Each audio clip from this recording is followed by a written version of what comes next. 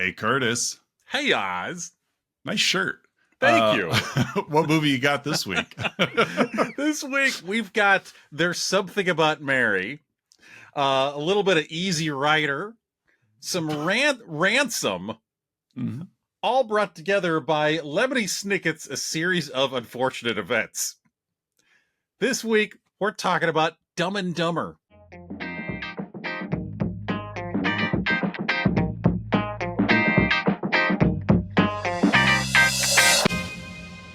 Well done.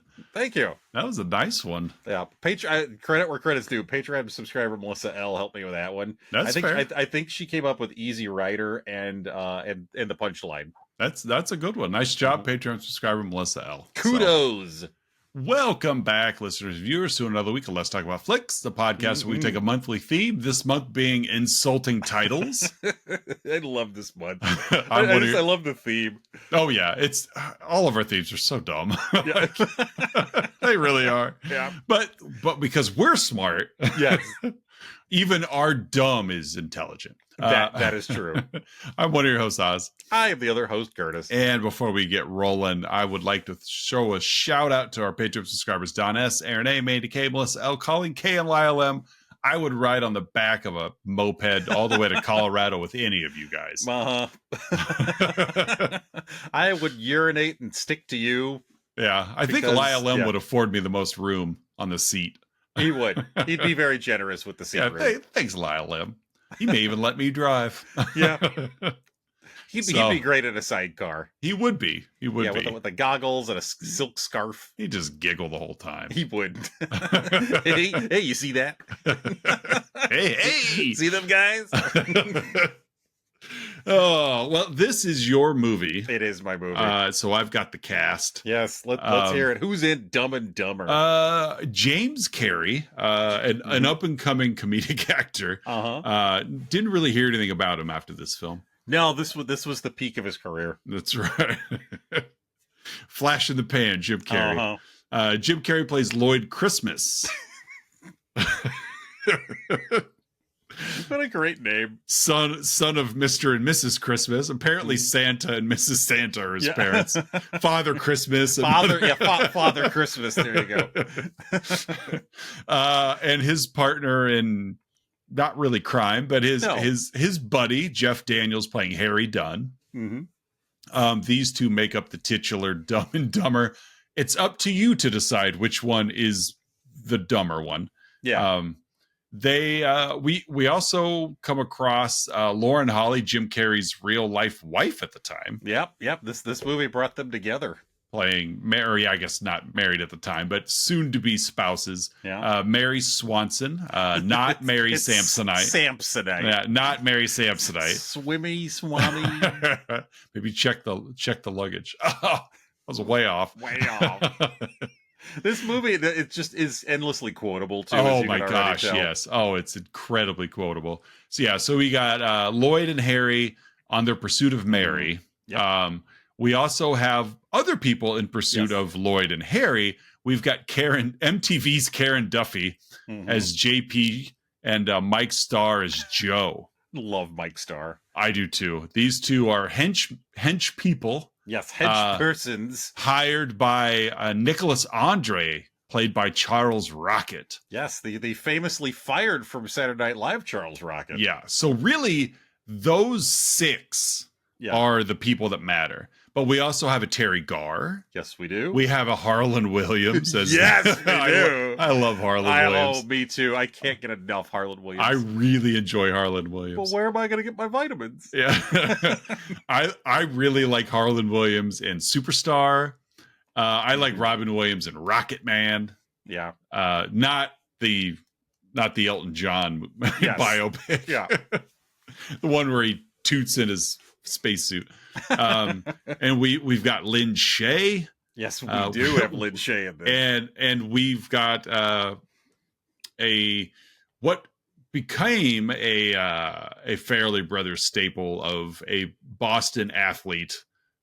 Cam Neely is in this movie. Yes, of course. We have hockey player Cam Neely. We cast an athlete to be in our film. So I miss anybody? I don't think so. I think I think it's about it that matters. Yeah, that's fine. So, all right. This movie, what's it about? To be fair, it's a better film than last week's The Stupids. Yes, it is. The Stupids was fun and simple and charming, but not a lot to it. Not that there's a lot to Dumb and Dumber. No, but there's definitely more star power in Dumb and Dumber. And there's a little more of a plot too. Yeah, a little bit. Yeah. Yeah. So we start off as most Farrelly Brother movies do in Providence, Rhode Island. Yes, we do. From the back of a limo, we meet Lloyd. He's this stretch limo pulls over, and he pokes his head out and asks a pretty Austrian woman for directions to a medical school. I've got a seminar I'm giving there, and of course he confuses her for being Australian. and of course she just rolls her eyes, right? And of course he's the limo driver. Of course, yeah. He climbs into the back seat to appear like he's the person being the passenger of said limo. Yeah. And so he back inside, he puts his hat back on, and he keeps driving. And we pass by and cut to his best friend Harry, who is also working at the same time, and is in a head-to-toe dog costume, in a head-to-toe vehicle, also dressed as a dog, dubbed the Mutt Cutts van. So he's a dog groomer who dresses like a dog in a vehicle that is dressed like a dog. Mobile dog grooming. Yes. Which, honestly, not a terrible business idea. No, we actually used a mobile dog groomer a couple of weeks ago. It cost us a lot more, but there's one locally that like hasn't been taking new clients for like 2 years. Like so booked out. Yeah, we had to pivot away from our normal one just because of the exact same reasons. So we get the credits roll, and what I say is the most 90s font and color scheme ever. Yes, it's very 90s font. We get a dream, as I put in my notes, dream woman music plays as Lloyd pulls up to pick up Mary. She's a customer. She needs a ride to the airport, and of course she opens the door, and we get this fantasy music. Lloyd is immediately in love, Oz. Oh yes, smitten with Mary. He is so smitten. She goes back in momentarily to get her bags, and he just clutches his heart and braces himself against the door frame. And then of course he asks, this movie is so full of these great lines. Oh yes. Why go to the airport? Flying somewhere? I do stuff like that to kids at school constantly. Oh, the same. And it's not mean spirited, but I love catching a kid on crutches. Like, oh, did you hurt your leg? Yeah. And they're always like, yeah, just real sympathetic. And yeah, I love it. But you got your backpack books. Yeah. Well, my favorite is I'll be in the office. The kid will come in to sign in. Like, running late. Like, clearly. I will occasionally do that to colleagues at the mailboxes. Checking your mail. I love it. It's just observational humor. Yeah, it's just so dumb. It's so easy, but it's so dumb. Low-hanging fruit. And it's so selfish because I do it strictly to make myself laugh. Oh yeah, like, it's not for them. It's for you. Yeah, they have no idea that they're part of a joke. No, it's sheerly self-amusement. And I hope that they walk away thinking, like, well, obviously, because that would make my day to know that they're thinking, like, what an idiot. Because I'm aware that I'm an idiot. It's okay. Yeah. So Lloyd tells Mary that he and his best friend they have big plans, Oz, that they are going to open a pet store called I Got Worms. It's going to be all about just worms. Yeah. Worm farms and whatnot. We get an iconic shot. It's one of the shots this movie is known for of Harry's running late and getting the dogs that he's been grooming back to the place that he's taking it to like a dog show or something. Yes. And of course he hits a bump and the dog car just goes flying over a hill, just takes flight. We hear panicked dogs inside, and of course he goes to drop them off. But first he had stopped to get them lunch because he didn't want them to be hungry at the dog show. So he drops them off the dog show, and of course Lynn Shay is the owner. Yeah. and open the back door to get them out, and they're all covered in mustard. Might want to run a comb through them.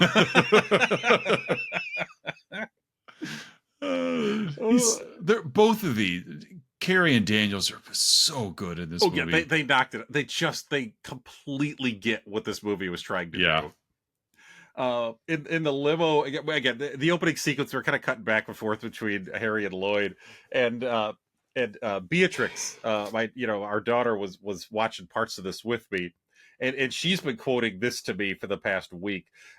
So Lloyd drops Mary off at the airport from the limo, and he's kind of tracking her with the limo as she's walking through the airport, and of course he's looking at her, exactly, instead of looking ahead. And he goes, "Goodbye, my love," as he just rams right into a car in front of him.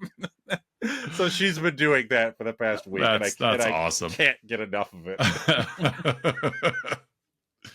it. Inside the airport, we meet hired goons, Mental and Shay, as they exposition that Mary will drop a briefcase for them there in the airport. They're there to pick it up on behalf of someone else.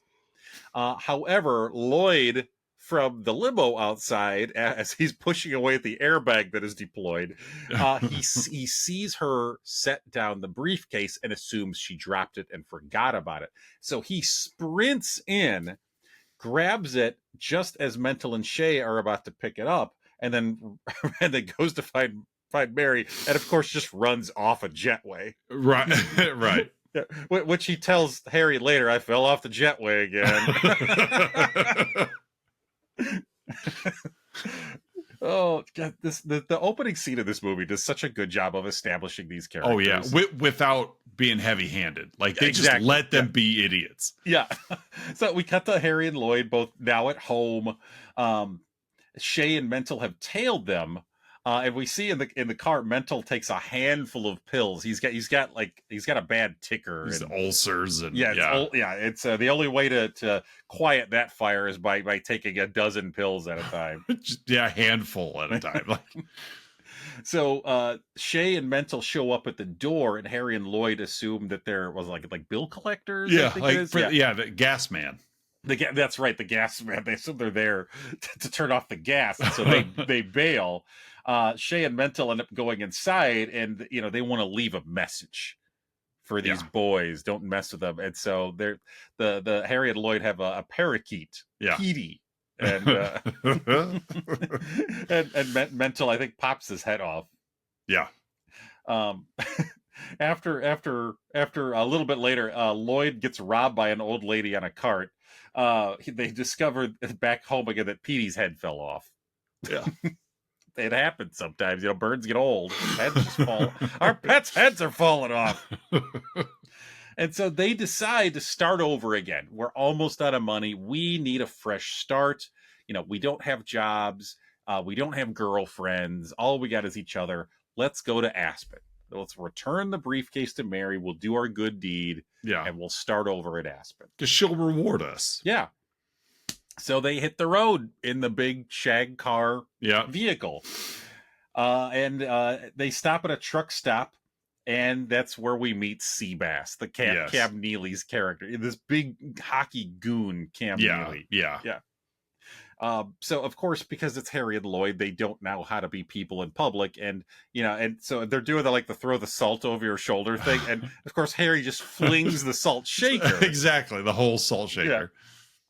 And it hits Seabass, who comes over and just hocks a huge loogie right into Harry's burger. I love how Lloyd sees him coming, so he's like, Lloyd is such a weenie. Oh, very much so. Yeah. And so after all this happens, Harry and Lloyd, actually, to their credit, are pretty bright here. They kind of play a trick on the wait staff and on Seabass to get Seabass to pay for their meal. Right. And once they realize that Seabass is mad, he's quite upset. Wonder if that's going to come back in any way. I doubt it. Yeah.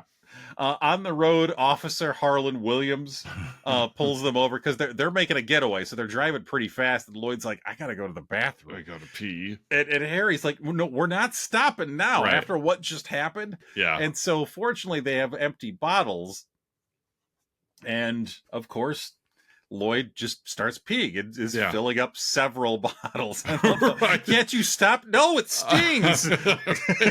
Give me another bottle. So he fills up like 4 bottles of pee. And of course, they get pulled over by Officer Harlan Williams, who sees the opened containers. Yeah, and it looks like beer. Yeah, it does. At a glance, it looks like beer. And so to teach the boys a lesson, he takes a swig from one of the bottles. Yeah. Grandpa's cough syrup, as he calls it. Right. Get out of here. Yeah.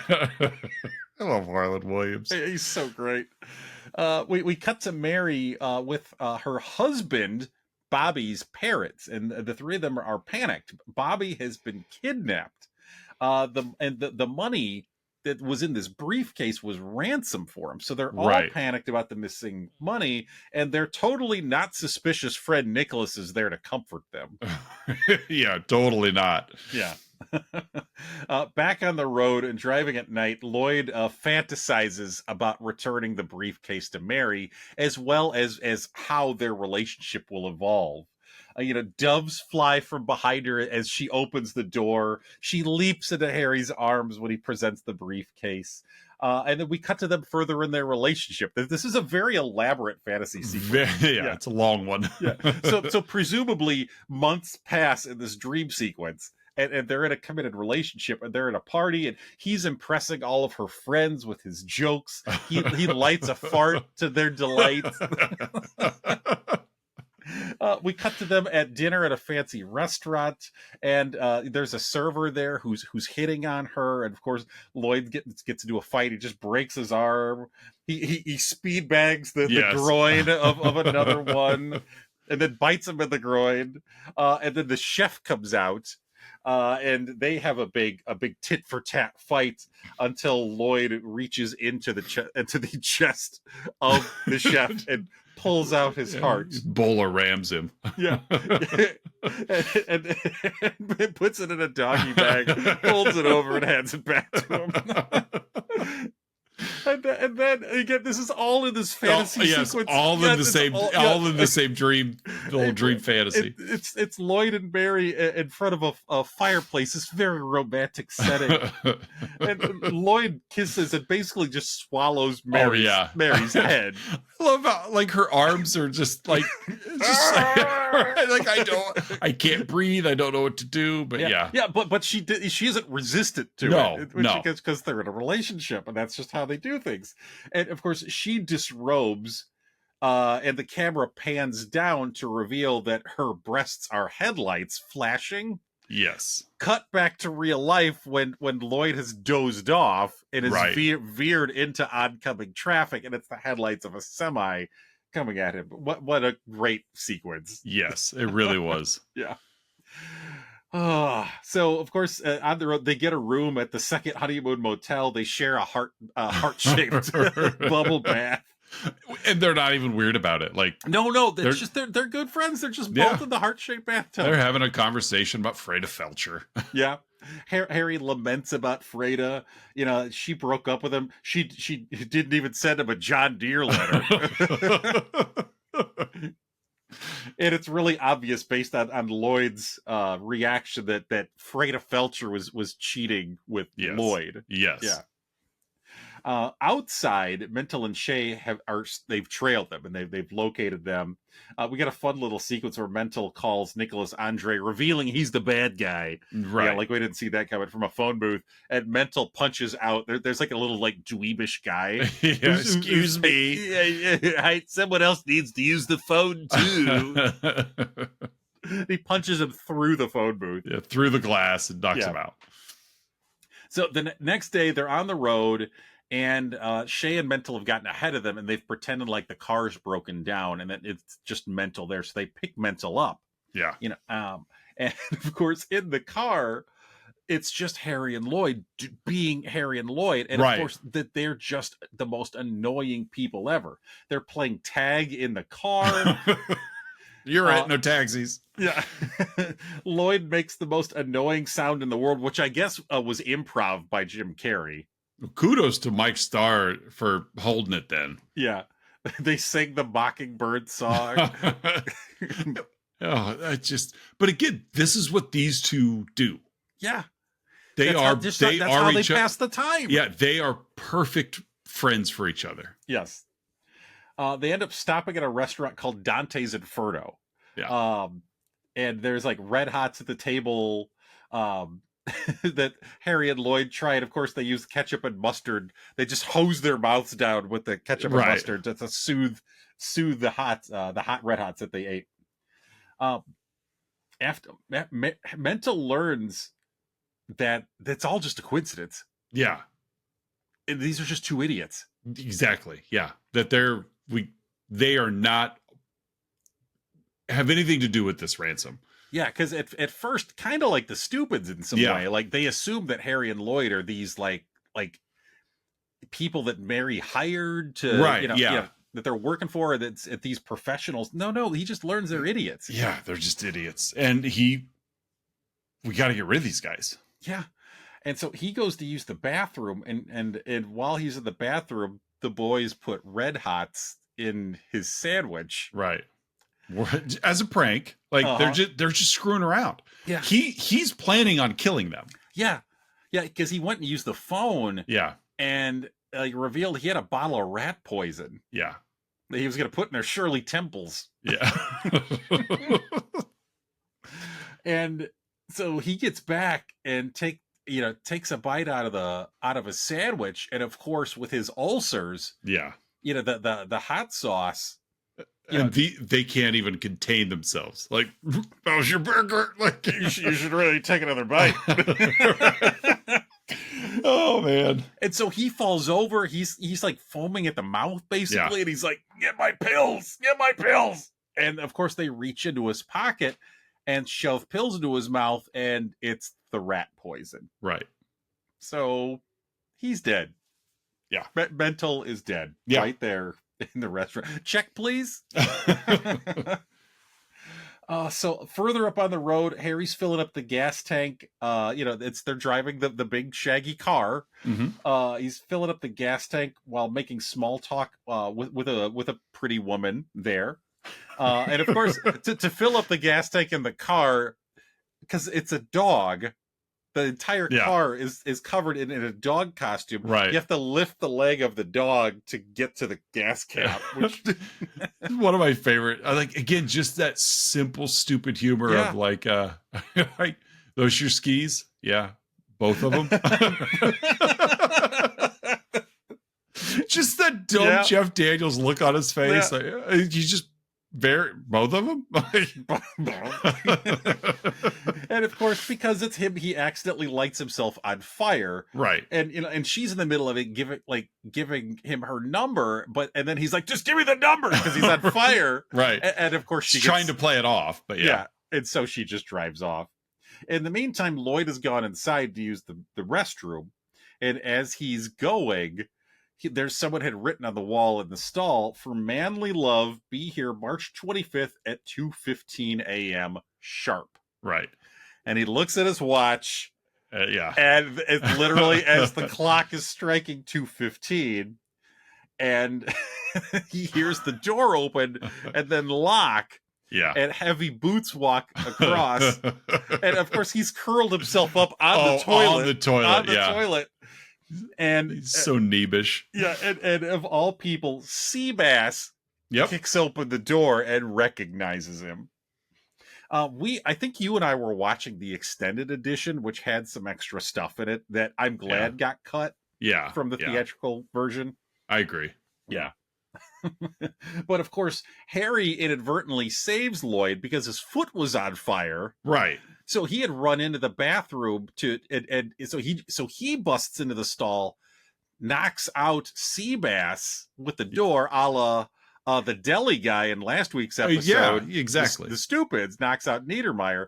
Of course, and Harry just puts his foot in the toilet, which of course has Lloyd's urine in it, Right. to put out his aflame foot. A little while out, they stop at another gas station. We get another moment.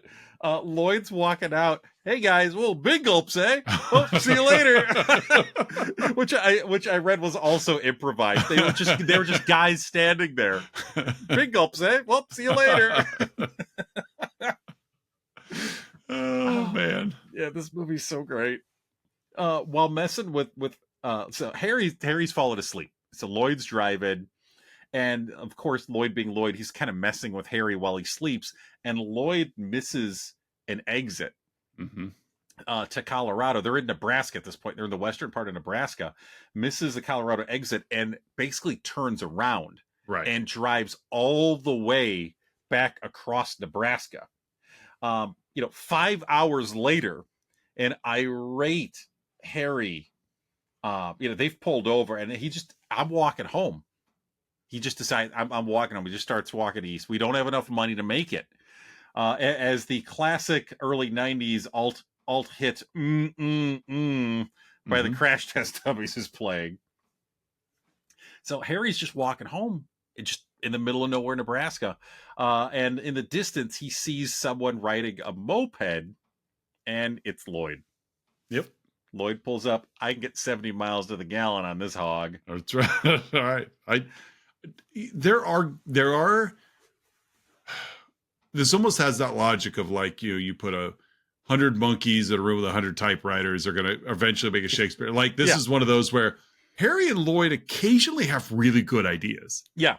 Or things just work out. Yeah. Things work. But at the same time, like, but there's needles in haystacks for these guys because there's so many stupid ideas that they make. But occasionally things work out. Yeah. And in this case, it does. Harry forgives Lloyd. Just what I thought. You couldn't get any dumber. You go ahead and totally redeem yourself. You did it. So they're on the way back to Aspen. And of course, now they're in the mountains. And at one point, Harry just says, I gotta go. And Lloyd just says, just go, man. Just let it go. Just go. And so as they pull into Aspen, they get up and Harry is literally stuck to Lloyd. He's frozen to him. Because the pea froze and he's stuck to him. So they're in Aspen, Oz. They're walking the streets of Aspen. There's another little moment. They walk by a man and woman, a couple. Hey, look at the butt on that. Yeah, he must work out. He must work out. As the camera, of course, goes to the female, but of course, it's the throwing you off thing. They're trying to locate Mary, right? And of course, Lloyd can't remember Mary's last name, and he's going through, Swanson, right? Yeah, which of course it is. Yeah. And then Harry says, "Well, look at the briefcase, Samsonite." Oh, I was way off. We're looking for Mary Samsonite. Samsonite. Harry eventually gets tired of this too. Like, he figures out Lloyd just wanted to see Mary again. Exactly. The whole point of this. Yeah, this wasn't us starting over. This was going to see Mary. It was Lloyd trying to live out his fantasy with this beautiful woman. And do this grand gesture because we saw the fantasy sequence earlier. Oh yeah, this is what's going to happen. How he thinks it's going to go down, and so they get into this big fight at a park. Harry goes to throw the briefcase into a pond. Lloyd stops him, but in the meantime, the briefcase pops open, revealing all of the money that was inside. After committing to be frugal, yeah, exactly. They rent a royal suite. Get a Lambo, fancy clothes. They're watching a Pacific Bell commercial and using the money to wipe tears from their face, blowing their noses. And in the newspaper, they recognize Mary, and she's hosting a conservation again. We got to get ready for the ball. We have to. Yeah. And so we cut to a really fun sequence of them getting ready for this big event because they got to impress Mary. Right. This is like a $500 a plate event. And so they go to the event in cream orange and periwinkle tuxes. Yes, which has probably been an outfit of choice at every prom and every high school since this movie came out. Yes. Yeah, there's always a couple of kids who dress in that. Yeah. So they arrive there, and of course Nicholas is there because at this point, again, the audience knows Nicholas is the bad guy, but the Swanson family doesn't. So, and Shay is there too, and she recognizes Harry and Lloyd and tells Nicholas. Lloyd asks Harry, "Can you talk to Mary for me? I don't have the courage to do it." And so, of course, Harry walks up and compliments her hooters, right? Because there's owls there. Yeah. It's fun and dumb at the same time. A little forced, but it's all right. Yeah. Helen butts in. Again, Helen is to play Terry Garr. Yeah. Again, that's Mary's stepmom. Mary's stepmom, her husband's mother, and suggests that Harry goes skiing with Mary. Mary's had a hard time lately, and she needs to have some fun. And so Harry goes back to Lloyd, lies. "Oh, I arranged a date. You're going to see her tomorrow at 10. In the meantime, Harry has this date with Mary. Yeah. And so, of course, we cut to them going at skiing, and after thanking Harry for not boring him with her family problems, she's like, "Oh, I got all sorts of family problems, but I don't want to bore you with it. Thanks." He gets his tongue stuck to the ski lift.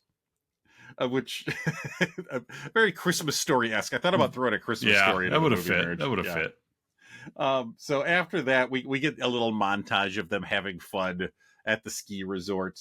I remember there's a moment here where 14-year-old me thought there was a moment in this montage was the absolute funniest thing ever, and that's when Mary kind of playfully throws snow. I was wondering if that was it. Yeah, Harry, and then Harry takes it seriously, and his face just goes like he's angry. He's commando. And so he picks up a snowball, and he's feet away from her, like less than 10 feet, and winds up and just four-seam fastballs her right in the face with a snowball. I love it. It just blows her up.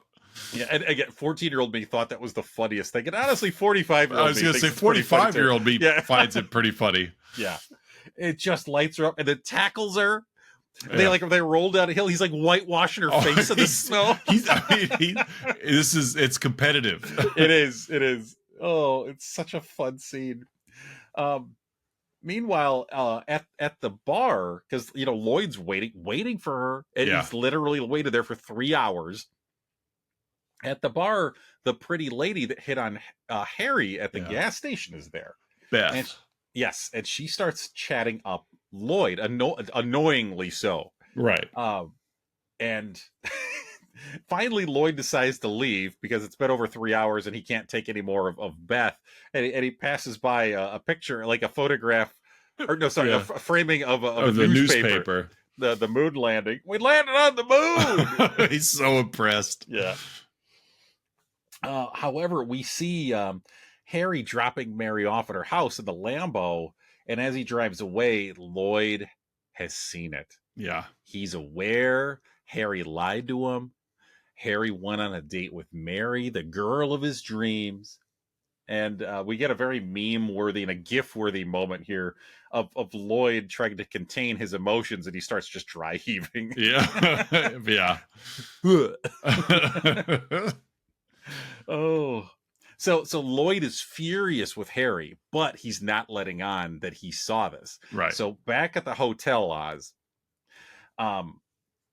Lloyd spikes Harry's drink with Turbolax, knowing that Harry's lying again and is going to go see Mary again. Right. So that night, Harry in the Lambo is on his way to Mary's, and we hear his stomach gurgling. Again, as you know, I like to watch the movies with captions just to make sure I don't miss any dialogue. And I love it, especially these days when the captions when they really describe sounds in the movie. Okay. And the sound for his stomach was violently gurgles. Ooh. So that's what the captioner decided to say. Violent gurgles. Violent gurgles. Harry's wearing a bolo tie too, which just makes us even Oh funnier. yeah, for sure. And so Harry gets to Mary's house. He's like, I gotta use your bathroom. Yeah.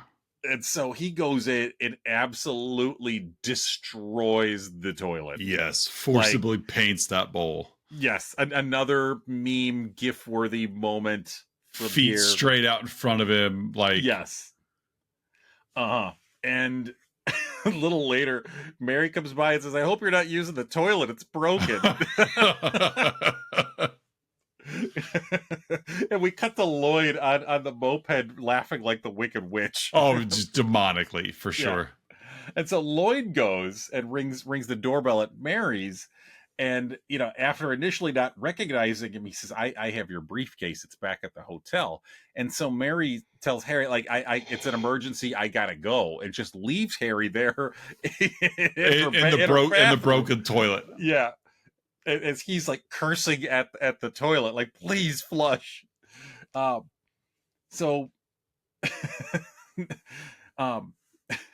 Back at the hotel, they're going up the stairs at the hotel, and Lloyd tells Mary, racing to the top, and they start moving, and he grabs her leg and pulls her down. He trips her going up. I mean, kudos to Lauren Holly. Yeah, I mean, her commitment to the bit in this movie is great as well. Yeah, she takes it. Yeah. Just some of the jokes, like the reaction to the inappropriate joke that I probably shouldn't have brought up in the show, but like the owl joke. Yeah. But she had to commit to all of that. And, yeah. Kudos to Lauren Holly. Back in the room, Lloyd just flat out asks, like, what are my chances with you? 1 in a million. Hey, he's an optimistic guy. Yeah. So you're telling me there's a chance. Right? And of course, at this point, Nicholas shows up at the door and says, I have news about your husband, and pulls a gun. In the lobby, we're kind of cutting back and forth between the room, you know, with Nicholas and Mary and Lloyd, and then Harry. And so Harry gets back to the hotel, and the pretty lady from the gas station is there. Yeah. And uses his name. So back in the hotel room, they open the briefcase, Nicholas does, and it's just filled with IOUs. There's no money. They're as good as money, though. That's as good as money. They spent it all. But that there is as good as money. Yeah. Right. Don't want to lose this one. Was it for the car, I think? He's like, this is a big one. Don't want to lose that one. Like, 'cause I owe you. Yeah. Like, he's totally good for the money. Yeah. So Nicholas, of course, is just irate. Yes. Yeah, because all the money got spent by these two buffoons. And so Harry walks in, and, you know, Nicholas has the gun on all of them, on all three of them, Mary, Lloyd, and Harry. And Harry insists on getting shot first, and Nicholas shoots him. He shoots him in the chest. Yeah. And after a brief pause, Harry stands up, pulls out a gun himself, a 6-shooter, and fires all 6 shots at Nicholas, and of course misses. Yeah, hits the wall. Even though he's 10 feet away from him. But the feds bust in, led by the pretty lady, Special Officer Beth Jordan. So she was in on it the whole time. She was part of the feds. So Shay and Nicholas are taken away. Mary is reunited with her husband, Bobby. There's a fun sequence here. Lloyd fantasizes about pulling a gun and shooting Bobby, the husband. Die! He's so angry. But again, we come back to reality, and Mary is just introducing her husband. I got 2 very special people I need you to meet, Harry and Lloyd. We get a little epilogue scene here, Oz. Harry and Lloyd are walking down a desolate road, complaining about, like, man, we need to catch a break. And we get the hallelujah, like music plays as a bus full of bikini-clad women pull up. It's like some, what was the like Swedish modeling team? Yeah, something like Hawaiian that. Tropic or whatever. Yeah. And it says, like, we need a couple oil boys to tour with us across the nation and Right. oil us up before every show. And you are in luck. Back that way, there is a town. You are sure to find a couple of guys there. And of course, as the bus pulls away, they're like, wait a second. They stop the bus. Right. The town is back that way. Right. Sorry, guys. Yeah, sorry. Oh, my. And credits roll as they go back to playing tag like they were in the car earlier. And that, folks, is 1994's Dumb and Dumber. Another insulting title. I love this movie.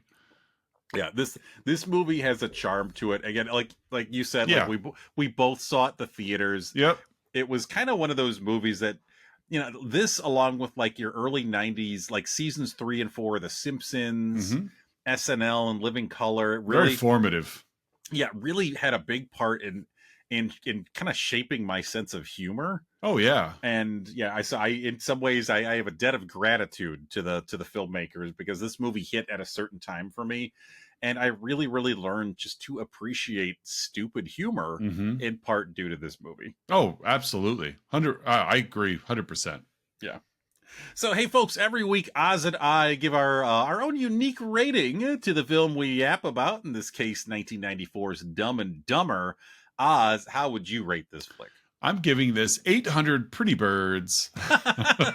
Pretty bird. Pretty bird. Oh, that bit. Where they bolt the house. Yeah. For those that, of course, are, other than the reference to popping the bird's head off, but then they duct tape it back on and give it to the blind kid. They sold it to the blind kid. No, that's right. I forgot they sold it to the blind kid. Lloyd made $25. Yeah, Petey's head's on backwards. They've just done pretty bird. So awful. So 800 pretty birds is I love it. 800 pretty birds. What do you got? I'm gonna go with 70 miles to the gallon. Okay. Yeah. I also had 1 in a million as a possibility there. That would have been a good one too. I'll let you pick what image to go with. Say, folks, every week's Oz and I scour the interwebs searching for unprofessional reviews that tickle our funny bones, and we hope they tickle yours as well in this week's edition of Outside Insight. Oz, what is your Outside Insight? I have a 1/2-star review left about a month and a half ago. Okay. Usually most comedies can get a couple snorts out of me if they don't get a laugh, but this got zero reaction out of me. I didn't laugh or snort or anything, unironically or ironically. I just didn't find anything that entertaining. Guess it's a good thing I'd never seen it before. My gut was right on not being up my alley. I thought Harry was a bit endearing at times, and that was about it in terms of what I liked, and those moments were rare. Lloyd was actually uncomfortable and irritating the whole time. Did not enjoy whatsoever. Also, the animal death was not needed. Not interested in ever watching it again.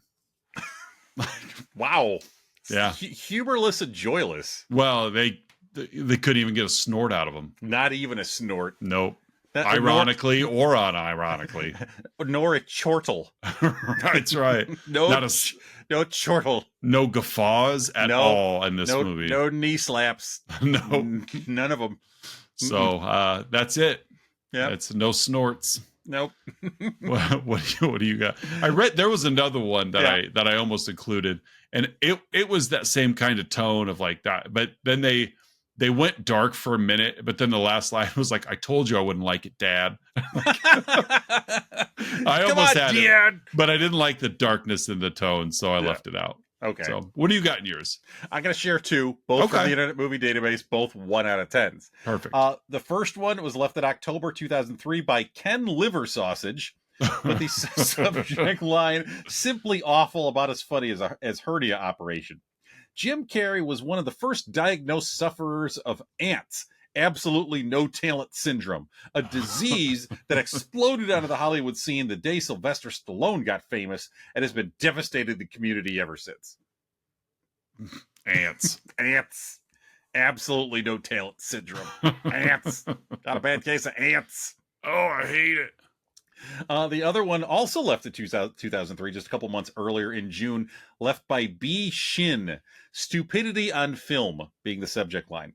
There is no way that I would give this movie 2 thumbs up, more likely 2 middle fingers. Ooh. Why does Hollywood keep marketing this crap as comedy? If I ever open my own video store, this and the yeah, 2003, this and the American Pie series will be banned from the shelves. I'll probably even put up the sign, if you're looking for Dumb and Dumber, get out of my store. I don't want your business. I'm going to open a video store just to not have this movie. Just to not have Dumb and Dumber or the American Pie movies. If I ever open a video store. I love every other movie. Just all not, of them. Just not them. Yeah. It's called Not Dumb and Dumber. That's the name of my store. Yeah. Smart and Smarter Films. All right. Bad for the people that just have that much disdain for this. Yeah, I don't get it. I get this is a perfect movie. No, but it's funny. Yeah, just laugh, just have a good time. That's what you're supposed to do. All right, folks, it's that point in the show you've all been waiting for. The Let's Talk About Flicks signature segment, the 3, 2, 1, in which Oz and I each share 3 goods, 2 bads, and 1 about this week's movie, Dumb and Dumber. Oz, what are your 3 goods? My first one is Jeff Daniels keeping up with Jim Carrey. Yeah. You know, there's that backstory that the studio didn't want Daniels. They didn't feel that he had no experience in comedy, and Jim Carrey basically hitched his wagon. It was like, if you want me, you got to take him. And boy, he was right. So, but on top of that, just Jeff Daniels being able to go toe to toe with Carrey in a film like this, it just, they were on par with each other, and that's the only way that was going to work. My second one, and we'd mentioned it a couple times, is just how quotable this movie is. Yes. Just so, which just shows how much influence it had on the zeitgeist at the time. Yeah. When, because technically any movie could be quotable, but this one is everybody was quoting it all the time, and it was great. And third is the movie is consistently funny all throughout, and it just quick, much like last week, The Stupids, there's not much downtime at all. Yeah. And the jokes are coming furiously all throughout the film. And they're just as funny at the end as they are at the beginning. And you put that on Daniels and Carrey, as well as the writing and directing. But overall, those are my 3 goods. What do you got? Perfect. My first good, as always, this is a Farrelly Brothers road trip movie. So you got a great soundtrack. Yep. But there's the trilogy, the Farrelly Brothers 90s road trip trilogy, Dumb and Dumber, Kingpin, and There's Something About Mary. Yeah. They all have solid soundtracks. And this one, it's got some great tunes in it. It does. My second good, let's go with just they're so charming. Yeah. The lead characters, they're again, are they dumb? Yes, of course. Can they occasionally be offensive? Yeah. But they're just so charming. They just don't know any better. Not that excuses everything, but you can't help but like these characters. Absolutely. And they do have a real kinship to each other. And it's very charming. And my third good, just Lloyd's chipped tooth. That he chipped purposely for the role. yeah Jim Carrey had a real tooth chip. It was like he took the cap off or something. And it just works. It does. It with that and the haircut and his bowl cut and so the chip tooth just sealed it for that character and the look. So good. Those are my great picks. Those are my 3 goods. Oz, what are your 2 bads? Like any comedy, really, that from an era, some of the jokes don't hold up. Yep. And that it is what it is. They were funny then. We're better people now. So it is what it is. So some of the jokes didn't hold up. And 2, kind of like I mentioned pre-show, I had a real hard time coming up with bads for this one. Yeah. So I'm going to throw in kissing like Lloyd in his in his fantasy sequence. If that's like if that's how he fantasizes you kiss a woman, I'm assuming that's how he would really try and kiss a woman. And so yeah, that's not how you kiss a woman. You don't inhale her face. So that's my second bad. I had to go with something, but that was more for comedic purposes. But that's it. So what do you got? Yeah, I struggle with bads too. Not that this is a cinematic masterpiece. Oh yeah, it's not flawless by any means, but it's for what they were trying to do. This movie did it really well. Yeah. So I guess my first bad is you can't tease us with Terry Garr. Yeah. I think she was only in like 2 scenes the whole movie and only had a couple of sentences of dialogue. And, Terry Garr, not that and they weren't even funny lines. Yeah, they weren't even humorous lines. They were just Terry Garr. I wonder if they shot more stuff with her and it just got cut. But yeah, it just, you can't tease us with Terry Garr. Right. It was like last week when we were teased with Christopher Lee. Yes, that's well put. It's so long ago that we talked about that one as well. And my other bad is geography errors. Yeah. I brought up, I think I had a couple of weeks ago when we covered Kindergarten Cop. Mm-hmm. That they followed the actual route of from Portland to I forget the name Astoria, of the town. Oregon. Astoria, there we go. They followed the actual route and had the correct road signs. In this one, like we see them on interstates and then they're on 2-lane highways. And like if you're trying to be gas efficient and take the most direct route there, you'd be at an interstate the whole time. Yeah. But again, it's a road trip movie, so you got to show 2-lane highways. So just and these two are dumb. Yes. Well, I guess there's that too. But like, just stay on the interstate. And I'll also say that you could tell that they made the road sign when Lloyd missed the correct exit. Like that was clearly like a road sign that they made on set. Of course. Yeah. So I guess that's my second bad is geography errors. Right. And again, nitpicky because this movie, it's good at what it's trying to do. Exactly. Yeah. Oz, what's your It's kind of a duality here. How small is Lloyd's bladder? Because but at the same time, how large is Lloyd's bladder? Because he has to pee when they leave, when they're on the run, and he fills like 4 bottles. Uh-huh. But then shortly after that, they have to stop so he could pee again. So so how small is it? Yet it holds a lot. So that's my like. Tell me more. What is Lloyd's bladder? Like I don't know really. I mean, it's like a faucet. Once you start going, that's true. It just doesn't turn off. That might be it. But yeah, that's my question. Is it holds a lot, but man, he really has to go often. So that's my What do you got? Mm-hmm. My is picking on the movie a little bit here. Uh-huh. So they had Beth Jordan, Special Agent Beth Jordan. Yeah, like she met them at that truck stop. And then later on, we've spotted the car. We spotted the dog car. It's headed this way. It's 30 miles back, and they set up a roadblock. Like, of course, after the point where they turn off and turn back around and cross Nebraska again. Yeah. Why not just have Beth Jordan call in their location? If you're going to arrest them, like, like she sees them at the truck stop, but we're going to arrest them over there. Right. And we're not going to ask her for intel on where they are. Right. Yeah, that is good call.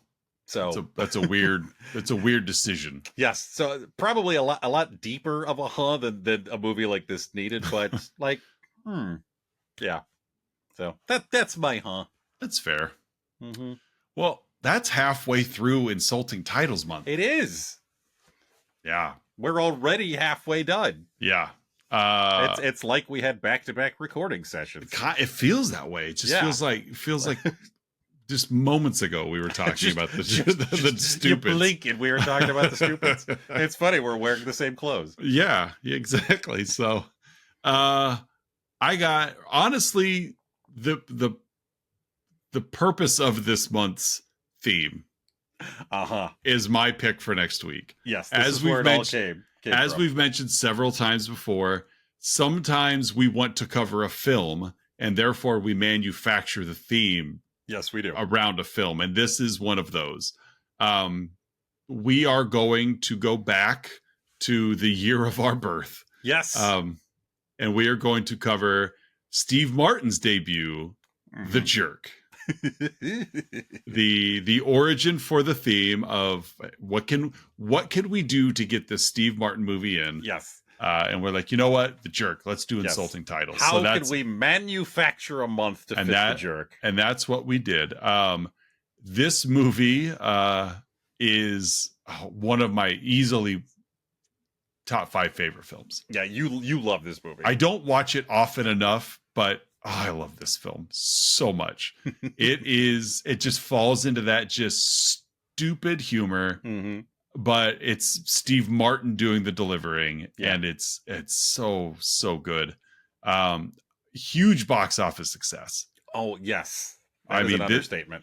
This movie, looking at it quickly on Wikipedia, $4 million budget, made $100 million at the box office, 25 times its money. Made a superstar out of Steve Martin. Yeah. And so we are going to cover 1979's The Jerk, the life and story of a poor black child. Yep. Naven Johnson. Played by Steve Martin. Another movie that is just endlessly quotable. Yeah.